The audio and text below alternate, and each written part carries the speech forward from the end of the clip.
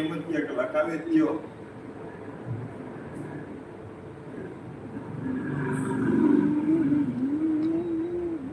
ध्येयं सदा परिभवाग्नमभीष्टदोहम् तीर्थास्पदं शिवविरञ्चिनुतं शरण्यम् भृत्यार्तिहं प्रणतपालभवाब्धिपोतम् वन्दे महापुरुषते चरणारविन्दम्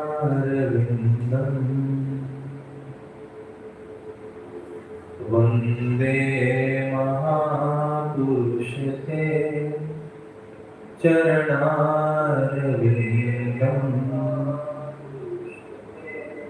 ॐ अवतारे श्री स्वामिनारायणाय नमो नमः। ॐ श्री सहजानंद स्वामिने नमो नमः। ॐ श्री हरिकृष्णाय नमो नमः। ॐ श्री घनश्यामाय नीलकंठाय नमो नमः। स्वामिनारायण। આજે ભગવાન નૃસિંહજીનો પ્રાગટ્ય દિવસ. નૃસિંહ પુરાણ, ભાગવત પુરાણ આદિ ગ્રંથોમાં નૃસિંહ ભગવાનના પ્રાગટ્ય સંબંધી કથાઓ લખાયેલી છે. સત્સંગી જીવનમાં પણ શ્રી હરિએ પોતાના આશ્રિત સંતો ભક્તોને વિશેષ આજ્ઞા કરી કે જ્યારે નૃસિંહ જયંતિ આવે ત્યારે નૃસિંહ ભગવાનના પ્રાગટ્ય સંબંધી કથા અને કીર્તનનું ગાન કરો. એ ન્યાયે આપણે પણ સરસ મજાના નૃસિંહ પ્રાગટ્ય નિમિત્તે નૃસિંહ ભગવાનના પ્રાગટ્યની કથા સંક્ષિપ્તમાં શ્રવણ કરીએ. પૂર્વે પાંડુ વંશમાં સહસ્ત્રાનિક નામે ખૂબ સારો રાજા થયો. તેને નૃસિંહ ભગવાન પ્રત્યે પરાભક્તિ હતી. એકવાર તેને મળવા માટે ભૃગુ ઋષિ આવ્યા. ઋષિનું ખૂબ સારું સન્માન કર્યું અને એમને પ્રશ્ન પૂછ્યો કે હું નૃસિંહ ભગવાનની આરાધના કરવા માટે ઈચ્છું છું, તો મારે તેમની સ્થાપના કેવી રીતે કરવી તેની વિધિ મને સમજાવો. ભૃગુ ઋષિ સહસ્ત્રાનિક રાજા ઉપર રાજી થયા. કહે છે કે જે કળિયુગમાં ભગવાન નૃસિંહજી પ્રત્યે અત્યંત ભક્તિ ભાવથી આરાધના કરે છે તેના તમામ શત્રુઓ નાશ થઈ જાય, પણ કળિયુગના પ્રભાવથી કોઈ એમની આરાધના કરતું નથી. પણ જો સ્વભાવતઃ ભક્તિ ઉદય થઈ જાય નૃસિંહ ભગવાન પ્રત્યે, તો એ જીવને પ્રત્યેક કાર્યમાં સિદ્ધિ પણ પ્રાપ્ત થાય. એટલું જ નહીં, જે નૃસિંહ ભગવાનનું મંદિર બંધાવે તે તમામ પાપોમાંથી મુક્ત થઈ અને વિષ્ણુ લોકમાં જાય. જે ભગવાનનું મંદિર બંધાવે એ દાતા. અને કદાચ આખું મંદિર ન બંધાવે અને ખાલી તેની પ્રતિમા બનાવડાવે તો પણ તે ધામનો અધિકારી થઈ જાય. અને કોઈ ગૃહસ્થ નિષ્કામ ભાવથી નૃસિંહ દેવની વિધિવત મંદિરમાં પ્રતિષ્ઠા કરાવે તો એ દૈહિક તમામ દુઃખોમાંથી મુક્ત થઈ જાય છે. જે નૃસિંહ ભગવાનની પૂજા કરે તેના બધા જ મનોરથો પૂર્ણ થાય છે. જે જીવાત્મા નિષ્દિન ભગવાનની પૂજા કરે તે સ્વર્ગ અને મોક્ષનો અધિકારી થાય છે. આવા વિક્રમશાળી ભગવાન નૃસિંહજીના ચરણોની દેવતાઓ અને અસુરો બંને પૂજા કરે છે. આ ભગવાનની વિશિષ્ટતા છે. બીજા બધા ભગવાન છે એના ચરણોની ઉપાસના ખાલી દેવતાઓ કરે છે, પણ અસુરો કરતા નથી. પણ નૃસિંહ ભગવાનના ચરણોની ઉપાસના, પૂજા, આરાધના દેવતાઓ પણ કરે છે અને અસુરો પણ કરે છે. આ ભગવાનની વિશિષ્ટતા છે નૃસિંહ ભગવાનની. બીજા અવતાર માટે આવું કંઈ શ્રવણ થતું નથી. નૃસિંહ પુરાણમાં આનું ચરિત્ર આલેખાયેલું છે કે પૂર્વ સમયમાં દિતિ પુત્ર હિરણ્યકશિપુ ખૂબ મહાન પ્રતાપશાળી રાજા થયો. સહસ્ત્ર વર્ષો સુધી નિરાહાર રહી અને ખૂબ આકરી તપશ્ચર્યા કરી. કેટલા વર્ષો? હજારો વર્ષો સુધી એને નિરાહાર રહી અને તપશ્ચર્યા કરી. તપશ્ચર્યાના અંતે જગત સૃષ્ટા બ્રહ્માજી રાજી થયા અને વરદાન માંગવાનું કહ્યું. હે દીકરા, તને જે પ્રિય હોય તે વરદાન મારી પાસે માંગી લે. હિરણ્યકશિપુનો આશય ખરાબ હતો. એણે વરદાન માંગ્યું કે મારું કોઈ પણ કારણોસર મૃત્યુ ન થાય તેવી મારા ઉપર કૃપા કરો.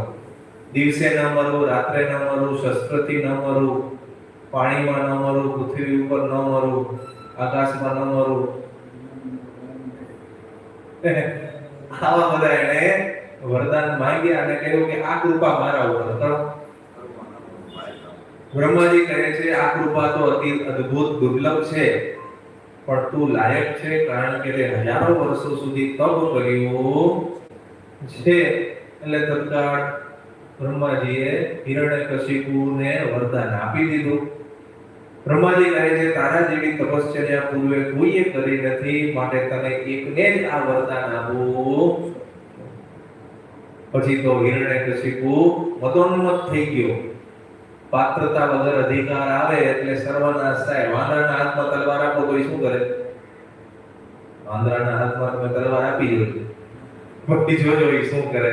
એના પ્રજાને જ મારી નાખે. પેલા તો વાંદરા બીજા હોય એને જ મારી નાખે. એને એ ખબર ન પડે કે અમારા છોકરા છે, આ પત્ની છે, અમારા આગળવાળા કાંઈ નહીં, તલવાર ફેરવી બધાને પતાવ્યું. એમ વાંદરાના હાથમાં તલવાર આપવા જેવું થયું. હિરણ્યકશિપુને વરદાન આપવું.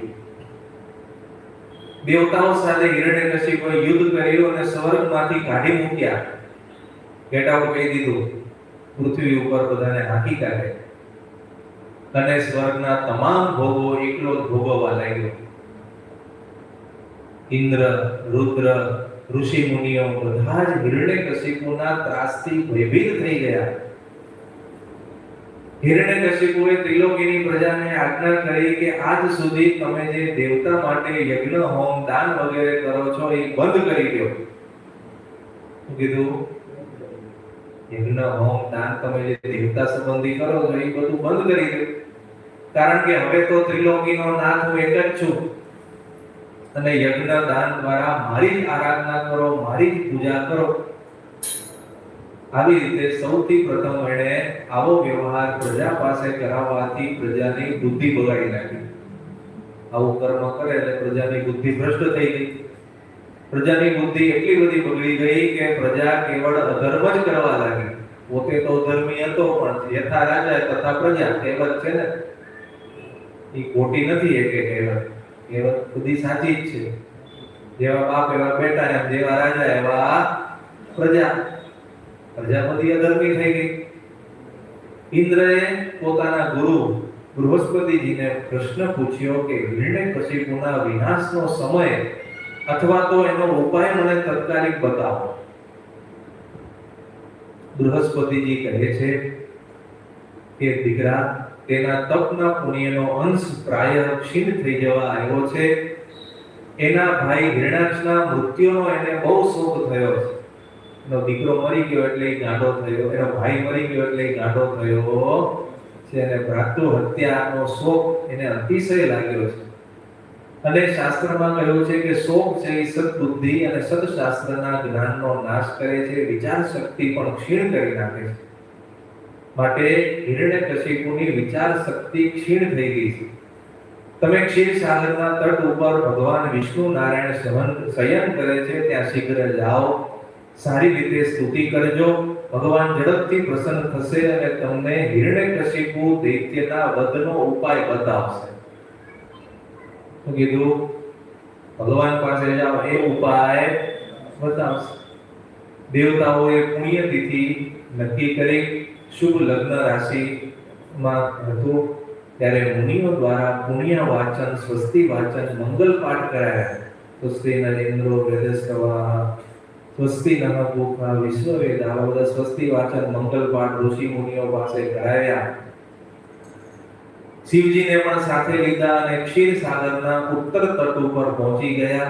ઉત્તમ સ્તોત્રો વડે ભગવાનની આરાધના કરી, પૂજન કર્યું, ભગવાનને રાજી કર્યા અને ભગવાનના તમામ માંગલિક નામોના ઉચ્ચારણ દ્વારા સ્તુતિ કરી અને એના ફળ સ્વરૂપે ભગવાન પ્રત્યક્ષ પ્રમાણ દેવતાઓની સમક્ષ પ્રગટ થઈ ગયા. ભગવાન કહે છે કે દેવતાઓ, તમે મારા કલ્યાણકારી નામોનું ઉચ્ચારણ દ્વારા મારું સ્તવન આરાધન કર્યું છે, તેથી હું તમારા ઉપર અતિશય પ્રસન્ન થયો છું. તમારું કયું કાર્ય સિદ્ધ કરી આપું? આવી રીતે ભગવાને કહ્યું. દેવતાઓ કહે છે, હે પ્રભુ, તમે અમને પ્રશ્ન પૂછો છો, તમે તો અંતર્યામી છો. શા માટે અમને પ્રશ્ન પૂછો છો કે અમને કયું કષ્ટ છે? ભગવાન કહે છે, અસુર નાશક દેવતાઓ, તમારું આવવાનું કારણ હું પહેલેથી જ જાણું છું. મહાદેવની સાથે તમે બધાએ મારા 100 નામો દ્વારા મારી મંગલકારી સ્તુતિ કરી છે. સ્તુતિમાં 100 નામ લીધા ભગવાનના, એવી સ્તુતિ કરી. કોણે? દેવતાઓ. એટલે ભગવાન કહે છે, આ 100 નામો દ્વારા જે કોઈ પણ મારી સ્તુતિ કરશે તેના દ્વારા પણ તમારી સમાન સફળતાની પ્રાપ્તિ જ થશે. એ ઋષિ પુરાણમાં આ 100 નામો આવેલા છે શ્લોકાત્મક. એટલે એ 100 નામોનો જે ભગવાનના ઉચ્ચારણ કરે અને દેવતાઓની જેમ સફળતા પ્રાપ્ત થાય એવું વરદાન ભગવાને આપેલું છે. શિવજીને આજ્ઞા કરી, તમે કૈલાસ શિખર ઉપર જાઓ, હું ટૂંક સમયમાં પ્રગટ થઈશ અને હિરણ્યકશિપુ રાક્ષસનો વધ કરીશ. થોડો વધારે કાળ માટે પ્રતીક્ષા કરો. જ્યારે આ દૈત્ય પોતાના પુત્ર અને ભક્ત એવા પ્રહલાદજીનો દ્રોહ કરશે, ત્યારે બ્રહ્માજીના વરદાન દ્વારા રક્ષિત આ હિરણ્યકશિપુ રાજા, જે દેવતા અને દાનવો દ્વારા પણ જીતી શકાય તેમ નથી, તેને હું પ્રગટ થઈ અને તત્કાળ મારી નાખીશ. આવી રીતે ભગવાને કહ્યું. દેવતાઓ અને શિવજી તો પ્રણામ કરી અને ત્યાંથી ચાલ્યા ગયા. હવે ભગવાન આવે એની રાહ જોવાની છે, બીજું આપણાથી કઈ થાય એવું નથી. ફરી એકવાર 10,000 વર્ષ માટે હિરણ્યકશિપુ તપ કરવા માટે કૈલાસ પર્વત ઉપર જવાનો સંકલ્પ કરે છે. એકવાર તપ કર્યું, ત્રિલોકીનો રાજા થઈ ગયો. ફરીવાર એણે નક્કી કર્યું કે મારે 10,000 વર્ષ માટે કૈલાસ ઉપર જઈ અને આરાધના કરવી છે. બીજા બધા દાનવો, ક્યાંતુ એની પત્ની ના પાડે છે કે હાલ અપશુકન થાય છે, ભૂકંપ થાય છે, માટે અત્યારે જશો નહીં. અને તમે તો ત્રિલોકીને જીતી લીધી છે, દેવતાઓને જીતી લીધા છે, માટે હવે તમારે તપ કરવાની શું જરૂર છે? તમારે જે તપ દ્વારા જે કાર્ય સિદ્ધ કરવાનું હતું એ તો તમારું કાર્ય પૂરું થઈ ગયું. હવે શું તમારા મનોરથ અપૂર્ણ છે? હજી તમે પૂર્ણ કામ નથી થયા. જેની ઈચ્છાઓ અપૂર્ણ હોય તેને સકામ ભાવે તપ કરવું જોઈએ, માટે તમારે જવું એ યોગ્ય નથી. પત્નીએ સમજાવ્યા, બીજા દૈત્યોએ સમજાવ્યા કે અત્યારે જવાની શું જરૂર? આ રાજ ભોગવો ત્રિલોકીનું, તમારી પાસે તો છે. પણ હિરણ્યકશિપુ કોઈનો માનતો નથી, કારણ કે વિનાશ કાળે વિપરીત બુદ્ધિ. મદોન્મત દૈત્ય 2-3 પોતાના મિત્રને સાથે લઈ અને એકલો નીકળી ગયો. કૈલાસના શિખર ઉપર જઈ અને અતિ આકરું તપ કરવા લાગ્યો. ફરીવાર મારી પાસે કોઈ અયોગ્ય વરદાન ન માંગે એવી રીતે પદ્મયોની બ્રહ્માજીને પણ ફરીવાર ચિંતા થવા લાગી કે રખેને આ પાછો મારી પાસે વરદાન કોઈ ખોટું માંગી ન લે. બ્રહ્માજી પિતાજીની ચિંતા જોઈ અને નારદજી એમની સમક્ષ પ્રગટ થયા. પિતાજીને પ્રણામ કરી આશ્વાસન આપતા કહ્યું, કિમ અર્થમ કીર્યતે તાત નારાયણ પરાયણ યશમ મનસી ગોવિંદ તે વૈ નારહંતિક સોચિતો. નારદજી પિતાજીને ઉપદેશ આપે છે. એ તો પિતા પુત્રને આપે, પણ ક્યારેક એવા સંજોગો ઉત્પન્ન થાય ત્યારે પુત્ર પણ પિતાને ઉપદેશ આપી શકે. એટલે નારદજી બ્રહ્માજીને સમજાવે છે કે હે પ્રિય પિતાજી, તમે વ્યર્થ શોક શા માટે કરો છો? તમે તો અનન્ય નારાયણના એકાંતિક સમર્પિત ભક્ત છો, જેમના મનમાં ભગવાન ગોવિંદ વિષ્ણુ ભગવાન નિવાસ કરીને રહે છે. તેને જીવનમાં ક્યારે દુઃખ કે ચિંતા રાખવાની જરૂર હોતી જ. નથી. તમારા હૃદયમાં તો સાક્ષાત ભગવાન છે, તમે શું કામ ચિંતા કરો છો? આવી રીતે નારદજીએ બ્રહ્માજીને આશ્વાસન આપ્યું. નારદજી પિતાજીને કહે છે, તમે ચિંતા ન કરો, એના તપમાં હું ભંગ કરાવી દઈશ. ભગવાન નારાયણ મને સદબુદ્ધિ આપશે. પર્વત મુનિને સાથે લઈ ભગવાનનું સ્મરણ કરતા કરતા નારદજી અને પર્વત મુનિ કૈલાસ પર્વત ઉપર આવ્યા. કલવિંગ પક્ષીનું રૂપ ધારણ કર્યું બંને. એવું કલવિંગ પક્ષીનું રૂપ ધારણ કર્યું બંને અને એક વૃક્ષની શાખા ઉપર બેસી ગયા. ત્યાં હિરણ્યકશિપુ તપ કરતો હતો ત્યાં બાજુમાં બેસી ગયા અને બંને પક્ષીએ 3 વાર ઓમ નમો નારાયણાય, ઓમ નમો નારાયણાય, ઓમ નમો નારાયણાય ઉચ્ચારણ કર્યું. પક્ષીએ દૈત્યને ક્રોધ ઉત્પન્ન થયો કે આ તો મારા દુશ્મનનું નામ લે છે. ધનુષ હાથમાં લઈ બાણ સંધાન કરવા લાગ્યો, પણ બંને પક્ષી તત્કાળ ત્યાંથી ઉડી ગયા. એને ક્રોધ આવ્યો કે અરે આ શું, હું આ પક્ષીને મારી ન શક્યો? અને શોક વ્યાકુળ થઈ અને એને આશ્રમનો વનનો ત્યાગ કરી અને પાછો પોતાના નગરમાં આવી ગયો. તે અરસામાં તેની પત્ની ક્યાદુ દેવયોગે રજસ્વલા થઈ અને ઋતુસ્નાતા પણ થઈ હતી. રાત્રિમાં એકાંતવાસમાં ક્યાદુએ પતિદેવને પ્રશ્ન પૂછ્યો કે હે પતિદેવ, તમે તો અમને એમ કહી ગયા હતા કે 10,000 વર્ષ માટે કૈલાસ પર્વત ઉપર તપ કરવા જાઓ છો, તો તમારી તપ તો 10,000 વર્ષ સુધી ચાલવું જોઈએ, તો પછી તપ વ્રતનો ત્યાગ કરી અને તમે પાછા કેમ આવ્યા? કૃપા કરી અને સાચો જવાબ આપો. હિરણ્યકશિપુ વ્રતના ભંગ થવાનું કારણ કહે છે કે હું જ્યારે તપ કરતો હતો ત્યારે વૃક્ષ ઉપર 2 પક્ષી ઓમ નમો નારાયણાય, ઓમ નમો નારાયણાય આમ ઉચ્ચારણ કરતા હતા અને મારાથી મારા શત્રુનું નામ સંભળાય નહીં અને હું ક્રોધમાં આવી ગયો. એના મારવા માટે ગયો પણ એઓ ભાગી ગયા. શું કહે છે? હું એને મારવા માટે તો ગયો પણ એ ભાગી ગયા. ભવિષ્યની પ્રબળતાનો વિચાર કરી અને વ્રત ત્યાગ પૂર્ણ કરી સમાપ્ત કરી અને હું અહીંયા આવી ગયો છું. મને એવું લાગ્યું કે ત્યાં પણ મને અપશુકન થયું, એટલે અહીંયા હું 10,000 વર્ષ તપ કરવા જાઉં ને અહીંયા નારાયણ ચડાઈ કરીને મારું રાત લઈ લે તો હું પાછો વખતે નવરો થઈ જાઉં. એટલે મને થયું મારે અહીંયા પાછું આવી જવું પડશે. એટલે હું પાછો ત્રિલોકીનું રાજ કરવા માટે આવી ગયો. તપ મૂકી દીધું સાઈડમાં. પત્નીને ઋતુકાળ તો ચાલતો જ હતો અને આ જ અરસામાં સમાગમ દરમિયાન વીર્ય સ્ખલિત થયું અને ક્યાદુને ગર્ભ સ્થાપિત થયો. સમય જતા ઇન્દ્રની બુદ્ધિ બગડી. ઇન્દ્ર ક્યાદુને ઉપાડી જવા માટે આવ્યો. રસ્તામાં નારદજી મળ્યા. નારદજીએ ના પાડી કે આવી રીતે ગર્ભવતી સ્ત્રીનું અપહરણ કરાય નહીં. ક્યાદુને સત્સંગ કરાવ્યો નારદજીએ અને એ સત્સંગના સંસ્કાર ગર્ભસ્થ શિશુ પ્રહલાદજીને મળી ગયા. આપણે કહીએ છીએ ને કે પૃથ્વીમાં વૃક્ષ સમાયેલું છે, પણ બીજ હોય અંકુરિત કરો તો થાય ને વૃક્ષ. એમ પ્રહલાદજી મુક્ત તો હતા જ, એના હૃદયમાં ભક્તિના સંસ્કાર તો હતા જ, પણ નારદજી જેવા સંતનો પ્રસંગ થવાથી એના પૂર્વના ભક્તિના સંસ્કારો અંકુરિત થવા લાગ્યા. 9 મહિના એણે ભગવાનની ભક્તિનું જ્ઞાન જ દ્રઢ કરી લીધું અને પછી સમય જતા પ્રહલાદજીનો હિરણ્યકશિપુને ત્યાં જન્મ થયો. કથા પ્રસંગે સુચ કૃષ્ણમેવ પ્રોવાચ યસ્માત સહિતત સ્વભાવ ઇત્યં શિશુત્વે વિચિત્રકારી વ્યવર્ધતે સંસ્મરણામૃતાશ. વ્યાસજી લખે છે કે પ્રહલાદજી બાળપણથી જ પોતાની સરખી ઉંમરના બાળકો સાથે હસતા રમતા નથી. એને એમાં રુચિ જ થતી નથી અને બાળકોની સાથે સહ અધ્યાયીઓ સાથે પણ કેવળ અને કેવળ ભક્તિનું જ પ્રતિપાદન કરવા લાગ્યા.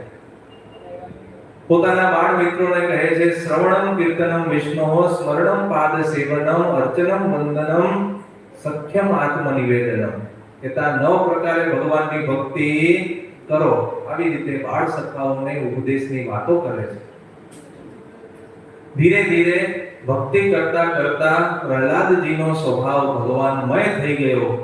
શૈશવ કાળથી જ વિચિત્ર કાર્ય કરવા લાગ્યા. પિતાજીને ફરિયાદ કોઈકે દૈત્યએ કરી કે તમારો દીકરો તો આવું કરે છે, આ તમારા કુળમાં જન્મ્યો છે પણ તમારા કુળને કલંક લગાડે એવો છે, આ તો વિષ્ણુની ભક્તિ આરાધના કરે છે.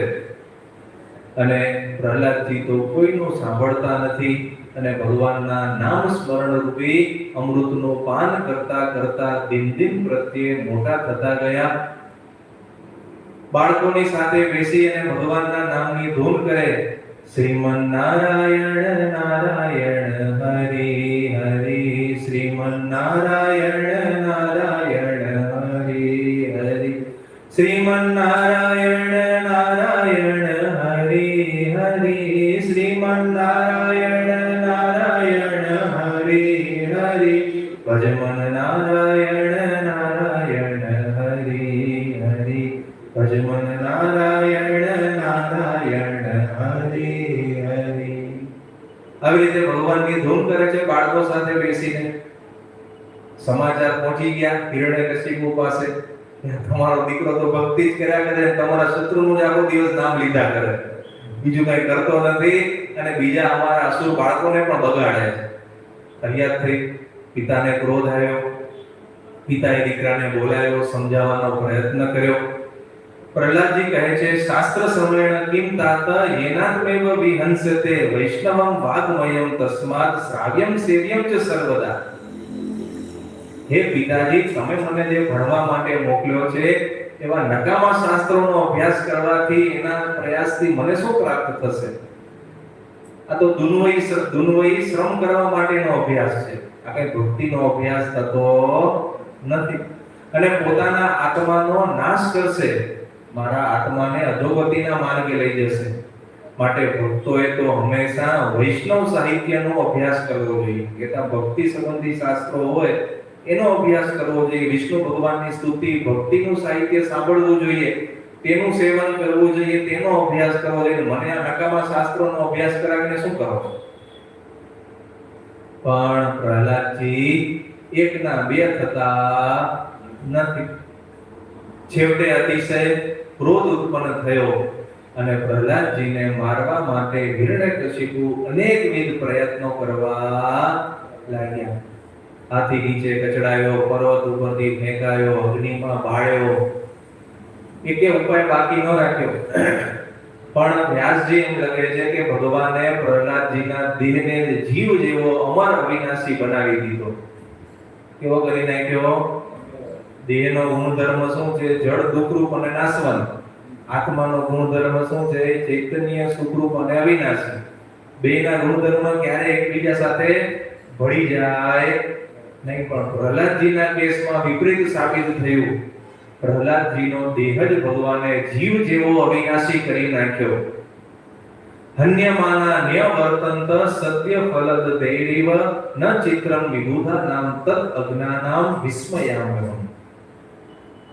વ્યાસજી લખે છે કે પ્રહલાદજી પર તેના પિતા વગેરે રાક્ષસ દુશ્મનો દ્વારા કરવામાં આવેલા અનેકવિધ આકરા પ્રહારો તરત જ નિષ્ફળ સાબિત થયા. કારણ કે મનુષ્ય જેમ જેમ પાપ કરતો જાય છે તેમ તેમ તેના પાપ કર્મના પરિણામો તેને ભોગવવા જ પડે છે. એમાંથી છૂટતો નથી, વધારે ને વધારે બંધાતો જાય છે. માટે જે જ્ઞાનીઓ છે, જે સાચું જ્ઞાન ધરાવે છે, તે આ પ્રહલાદજીની રક્ષાનું ચરિત્ર સાંભળી અને ક્યારેય આશ્ચર્યમાં મુકાતા નથી. અને જે અજ્ઞાનીઓ છે એ ભ્રમિત થઈ જાય છે. એને સમજાતું નથી કે પ્રહલાદજીની રક્ષા કેવી રીતે ભગવાને કરી હશે, એ વાત એને સમજાતી નથી. પણ જ્ઞાનીઓ સમજે છે કે આ પાપી હતો એટલે એના પાપનું ફળ ભોગવવા માટે ભગવાને પ્રહલાદજીની રક્ષા કરી છે. આવી રીતે અનેકવિધ પ્રયત્નો પિતાજીના નિષ્ફળ સાબિત થયા અને છેવટે એને પાછો ક્રોધ ઉત્પન્ન થયો કે આ તો કોઈ રીતે મરતો જ નથી. ગમે એટલા પ્રયત્ન કરીએ પણ આનો નાશ કરવો કેવી રીતે એ સમજાતું નથી. અને છેવટે શું થયું? ક્રોધમાં દીકરાને ખૂબ ધમકાવે છે અને ખૂબ તિરસ્કાર કરે છે, ન બોલવાના વચન પણ કહે છે. હિરણ્યકશિપુએ દીકરાને એટલું બધું દુઃખ દીધું કે જેનું વર્ણન પણ થઈ શકે તેમ નથી. છતાં પણ પ્રહલાદજી તો પિતાજીને સારો ઉપદેશ આપે છે કે હે પિતાજી, તમે આવું કૃત્ય કરશો નહીં, લોકોને દુઃખી કરશો નહીં. અને છેવટે હિરણ્યકશિપુ પિતાજીને પૂછે છે કે તું એમ કહે છે તારો નારાયણ તારી રક્ષા કરે છે, તો મને બતાવો તારો નારાયણ ક્યાં છે. કે છે તારો નારાયણ ક્યાં છે, મને બતાવો. પ્રહલાદજી કહે છે જરે વિષ્ણુ સ્થલે વિષ્ણુ, વિષ્ણુ પર્વત મસ્તકે, જ્વાલા માલા કુલે વિષ્ણુ, સર્વ વિષ્ણુ મયમ જગત. શું ઉત્તર આપ્યો? ભગવાન તો સ્થળમાં છે, જળમાં છે, સ્થાવર જંગમ સૃષ્ટિમાં મને તો બધે ભગવાન જ દેખાય છે. જે આંધળા હોય ને દુનિયા દેખાય નહીં, એમ તમને માયાનો અંધકાર આંખમાં લાગી ગયો છે, મોતીયો થઈ ગયો છે એટલે દેખાતું નથી. મને તો આખી દુનિયામાં બધે ભગવાન જ દેખાય છે, ભગવાન સિવાય કઈ દેખાતું નથી.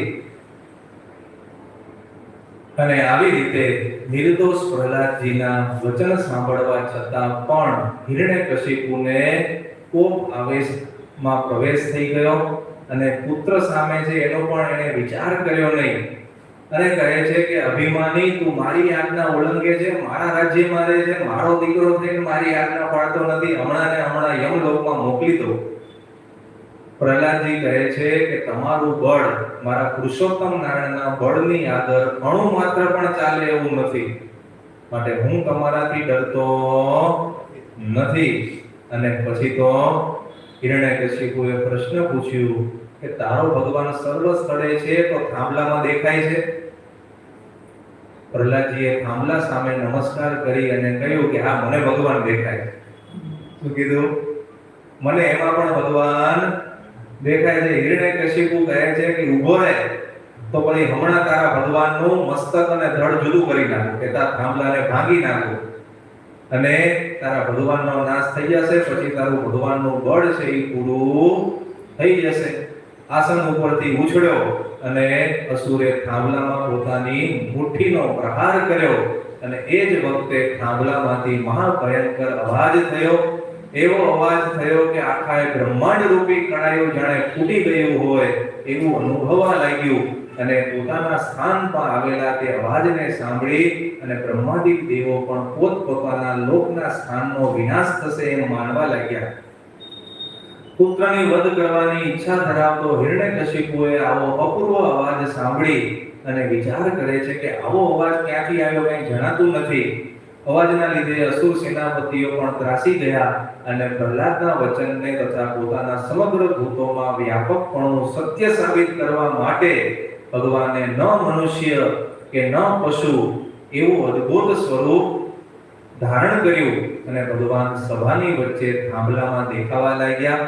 હિરણ્યકશિપુ ચારે તરફ જોવા લાગ્યો કે આ વિચિત્ર પ્રાણી છે, કેવું નથી પશુ નથી મનુષ્ય, આ તો સિંહ અને મનુષ્યનું મિશ્ર સ્વરૂપ છે, નૃસિંહ સ્વરૂપ છે.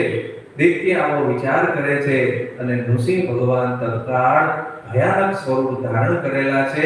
નેત્રો સુવર્ણ જેવા ઉગ્ર છે, ચળકતી જટા કેશવાળીના લીધે મુખ પ્રચંડ છે, દાઢો વિકરાળ, જીભ તલવાર જેવી ચંચળ, અસ્ત્રના ધાર જેવી તીક્ષ્ણ છે, મુખ પ્રકૃતિથી ભયંકર, કાન સ્થિર અને ઊંચા, મુખ અને નાક પર્વતની ગુફા પેટે અદ્ભુત અને ફાડેલા છે, ગલોફા ફાટેલા છે અને કેડ પાતળી છે. શરીર ઉપર ચંદ્રના કિરણ જેવા ઉજ્જવળ રૂવાણા દેખાય છે. સેંકડો હાથ સર્વ દિશાઓમાં ફેલાયેલા છે.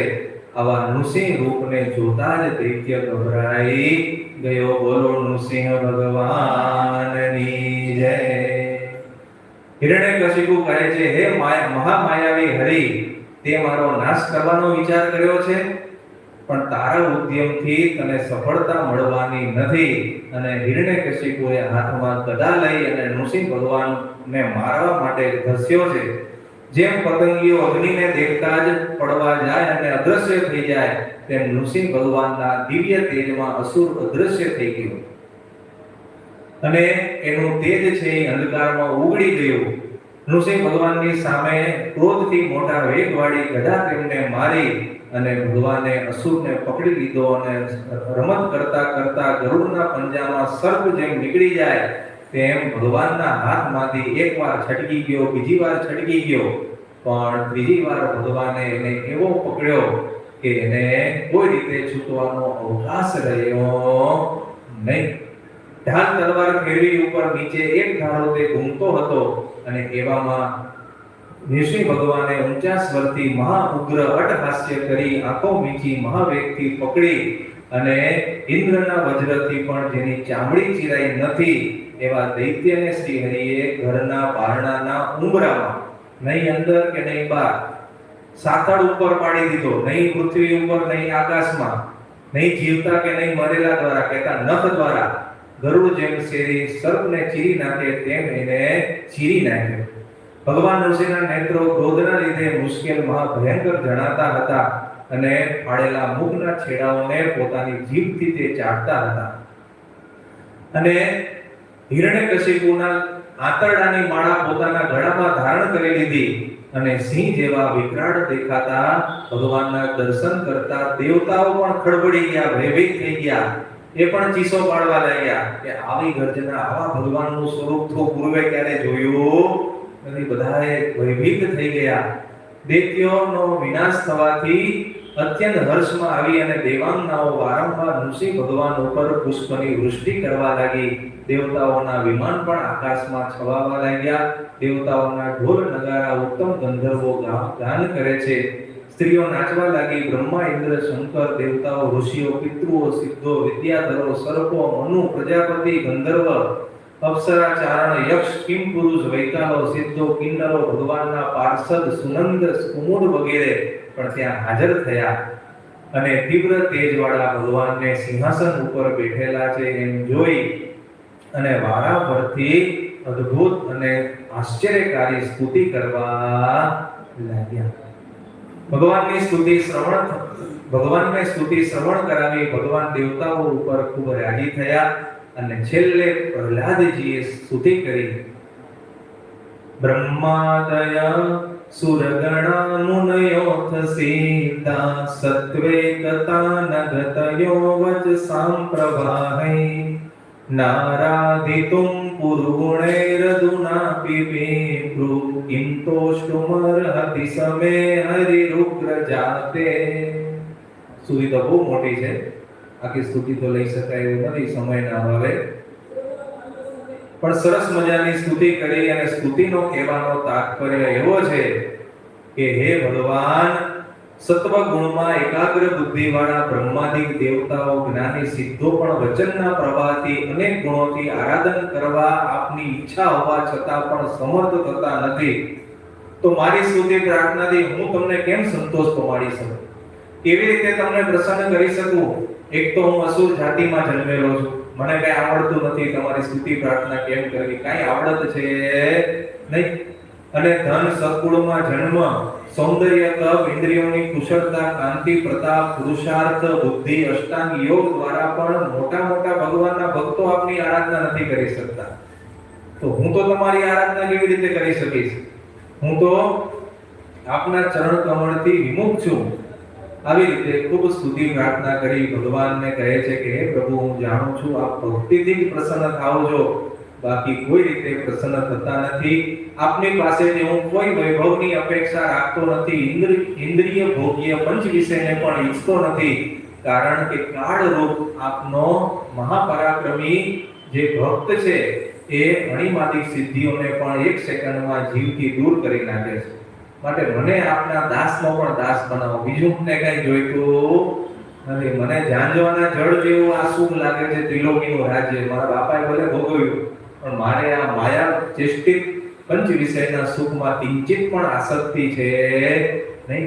જેમ કલ્પવૃક્ષ મળે અને કોઈ અયોગ્ય સંકલ્પ કરે તો એ સંકલ્પ કરનારની વિષમતા છે, કલ્પવૃક્ષની વિષમતા નથી. એમ તમારા જેવા ભગવાન મળે, મારા ઉપર કૃપા કરે, મને આશીર્વાદ આપે અને હું આ સાંસારિક વિષયો તમારી પાસે માંગુ તો એ મારી બુદ્ધિની વિષમતા સાબિત થઈ જાય. માટે હું તમારી પાસે અયોગ્ય માંગણી કરીશ નહીં. આવી રીતે ભગવાનને સ્તુતિ પ્રાર્થના કરી અને ખૂબ રાજી કર્યા. ભગવાન છેલ્લે કહે છે, તથાસ્તુ, તારું કલ્યાણ થાવ. ખરેખર મારા દર્શન તો દેવતાઓને પણ દુર્લભ છે અને તને તો લોક લોભાવનારા વરદાનોથી પણ તને મોહ ઉત્પન્ન થતો નથી, માટે ખરેખર તને પુણ્ય છે. ઋષિ ભગવાન કહે છે, ભલે તને કોઈ વરદાન ન જોઈતા હોય છતાં પણ તને હું આશીર્વાદ આપું છું. શું ભગવાને આશીર્વાદ આપ્યા? કે તારા 21 પેઢીનો ઉદ્ધાર થશે. જા, હિરણ્યકશિપુ લઈને આગળની 21 પેઢીનો ઉદ્ધાર થશે અને તું ક્યારે પણ હિંસા કરીશ નહીં. તારા પિતાની ઉત્તર ક્રિયા કરી નાખજે અને બીજું તારે કાંઈ કરવાની જરૂર છે નહીં. તું હવે દૈત્યો અને દાનવોનો રાજા થઈશ અને દેવતાઓ પણ તારી પૂજા કરશે. તારે પણ દેવતાઓની પૂજા કરી અને તારે રાજા તરીકે તારી પણ બધાએ પૂજા કરશે. તું ચિંતા કરીશ નહીં. આવી રીતે ભગવાને એને આશીર્વાદ આપી અને ત્યાંથી ભગવાન પછી અંતર્ધાન થઈ ગયા. તો આવી રીતે એક ભક્ત માટે ભગવાને અવતાર ધારણ કર્યો, એની ભક્તિને આધીન થઈ, એની નિષ્ઠાને આધીન થઈ અને ભગવાન પૃથ્વી ઉપર આવ્યા. સહજાનંદ સ્વામી મહારાજની જય. શ્રીપતિમ શ્રીધરમ સર્વદેવેશ્વરમ ભક્તિધર્માત્મજમ માધવમ કેશવમ કામદમ કારણમ શ્રી સ્વામિનારાયણમ નીલકંઠમ ભજે. સહજાનંદ સ્વામી મહારાજની જય. સ્વામિનારાયણ નારાયણ નારાયણ.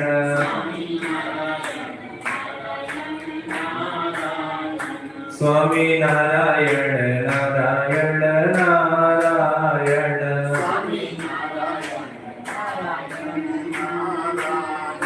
સ્વામિનારાયણ સ્વામિનારાયણ.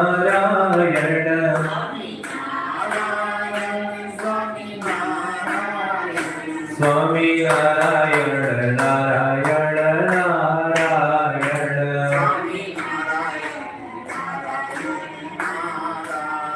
સહજાનંદ સ્વામી મહારાજ.